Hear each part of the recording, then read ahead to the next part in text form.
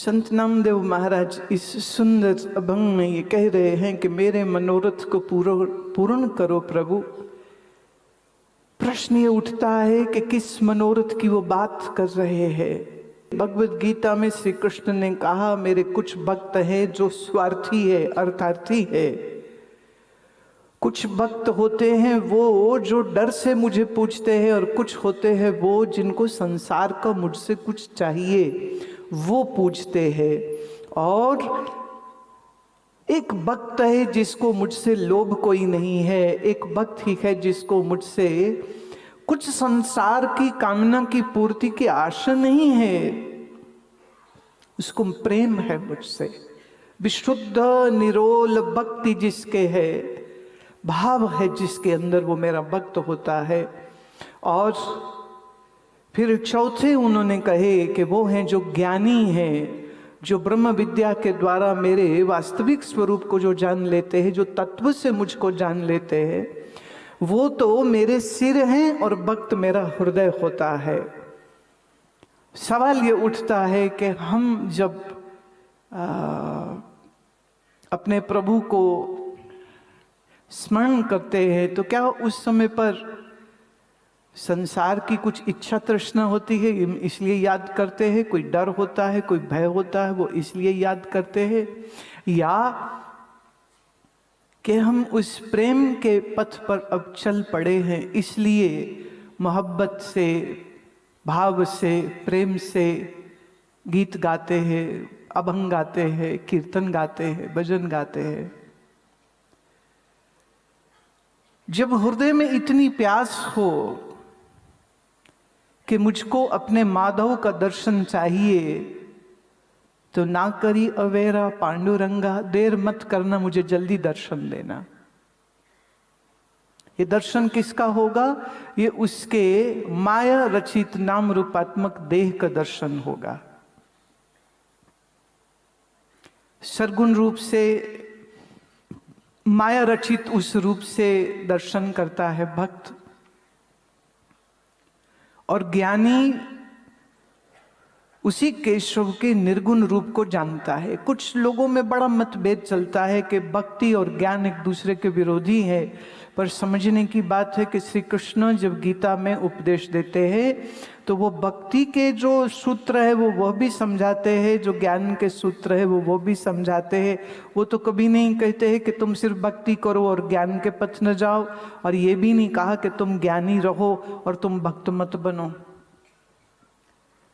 संत नामदेव महाराज अपने जीवन के बहुत बड़े काल में माधव के, विट्ठल के रूप के भक्त थे, और अनेक अनेक भक्तमाल में हमको उनकी कथाएं मिलती हैं कि कहीं वो दर्शन इस रूप से किए, इस रूप से किए, इस रूप से किए। तो कहते कुल मिलाकर के 72 बार नामदेव जी को भगवान के ये अद्भुत दर्शन हुए। अब चूंकि नामदेव जी के मन में तो विट्ठल का स्वरूप बसा हुआ है, तो अपने पांडुरंग का दर्शन करने की चाह रखेंगे तो वो पांडुरंग का ही तो दर्शन होगा। और ये एक बड़ी प्रसिद्ध वार्ता है कि एक समय पर सारा संत समाज, सब ज्ञानी, सब भक्त, सब तपस्वी, सब योगी एकत्रित हुए। कुंभ जैसा मेला था, सब एकत्रित हुए, और वहां पर संत मुक्ताबाई जी ने ये बात उठाई कि यहाँ कौन कच्चा संत है और कौन पक्का संत है, कौन कच्चा भक्त है और कौन पक्का भक्त है।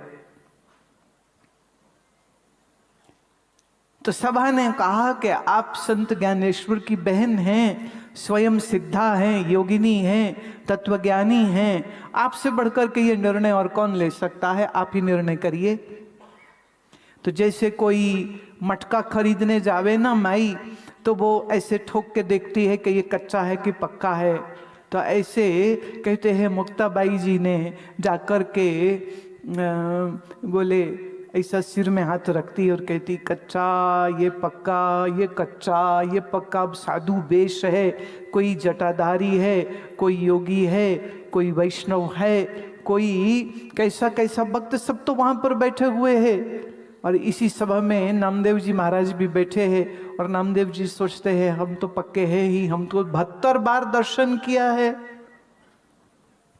और मुक्ताबाई जी आती हैं पास में और नामदेव जी के स्पर्श करके कहती हैं कच्चा। हाँ, अब उनके निर्णय पर कोई आक्षेप नहीं कर सकता है, पर बड़ा दुखी हुए। सभा के उपरांत वो जाकर के पूछते हैं कि आपने मुझे कच्चा कहा, क्यों, ऐसा क्यों आपने कहा, मुझे तो इतने बार प्रभु का दर्शन हुआ है।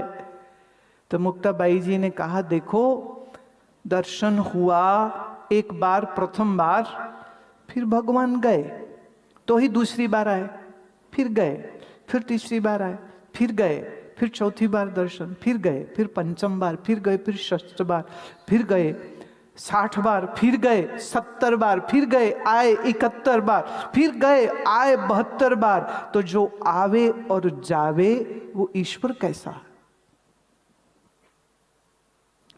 बोले मैं बात नहीं समझा, मुझे दर्शन हुआ। मुक्ताबाई जी कहती मैं मानती हूं, मैं जानती हूं आपको दर्शन हुआ, उसमें मुझे कोई संशय नहीं है, परंतु पक्के कच्चे की बात हो रही है, इसलिए कह रही हूं कि अभी आने जाने वाले का दर्शन कर रहे हो, जो अनंत है, जो आदि और अनंत है, जो सच्चिदानंद है, जिसमें आना जाना नहीं है। अभी नामदेव जी उसका स्वरूप आपने जानना है। बोले कैसे जानूं? तो कहते जाइए संत विशोबा खेचर के पास जाइए, आपके अगले प्रश्नों का उत्तर फिर वही देंगे। कथा कहती है कि फिर नामदेव जी महाराज गए और विशोबा खेचर जो कि एक शिवालय में मौजूद थे, वहां पर आपकी उनकी मुलाकात हुई, दर्शन हुआ और वहां पर फिर तत्व ज्ञान से जाना वो कौन है जो सच्चिदानंद है, वो कौन है जो परब्रह्म है, वो कौन है जिसके लिए वेद का महावाक्य कहता है अयम आत्मा ब्रह्म। उस ब्रह्म बोध को पाते हैं। तो हमें संत नामदेव जी की दोनों प्रकार की रचनाएं मिलती हैं।